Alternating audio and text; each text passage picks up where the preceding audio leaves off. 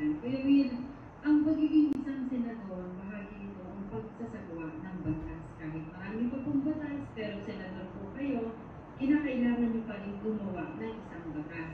Bilang isang senador, at kilala kayo sa pangalan Kuya Will, bigyan niyo po ako ng isang batas man lang na kapag nagsabi itong batas na ito, si Kuya Will yan.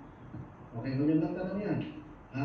Una, maiangat talaga ang buhay ng mga Pilipino.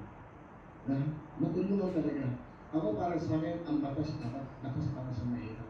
Marami na tayong batas na ginawa. Tama, ang ganda ng tanong mo nakakapag-isip yung tanong na yan. Ikaw, ano sa tingin mo batas na gawin? Babalik ko sa'yo. Ikaw, baka may suggestion ka. Hindi. Ikaw ba? Kasi isa kang mamamayang Pilipino.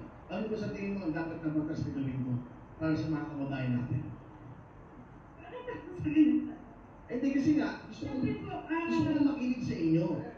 Okay, yan. Gusto ko makinig sa inyo para tama to, Tama to tinatanong niya sa akin. Para pagpunta ko ng Senado, isa to sa mga tanong nung ako'y di ba? Nagkakampanya. Diyos ko, Kuya Wi, huwag mo nang paguluhin ang buhay mo. Kasi alam mo ba, okay na sana doon sa doon sa programa mo. Kasi nga, doon nakakatulong ka talaga. Saan ka ba nakakita na umahabol ka nang wala akong plataforma, hindi mo masagot-sagot? Ano yan? Hindi naman basta-basta ganun lang yung paghabol. Ang paghabol yan ay malaki ang hawak ng taong obligasyon. Obligasyon sa pamahalaan, obligasyon sa Pilipinas, kasi hindi lang 100,000 tao ang hawakan mo, kundi milyon. So, kung wala kang plataforma at lagi kang ganyan sumagot, pabalang, walang mangyayari. Magka-copycat ka. Hayaan mo na lang ang mga deserving talagang humabol sa politics. Kasi ang mga politics na yan talagang mahirap talaga. Mababas at mababas ka. Para ka na lang si Pacquiao.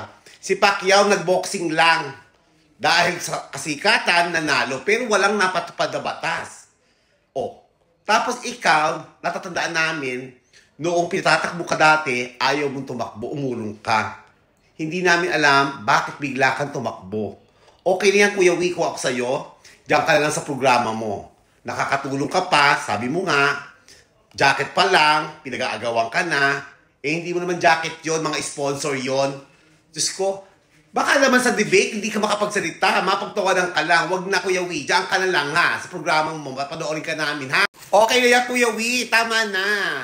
Diyos ko, sayang naman, magtatapon pa ako ng basura, baka maisama pa kita, ha? Diyan na lang, tama na yon. Panoorin ka lang namin, okay? Wag na, tama na.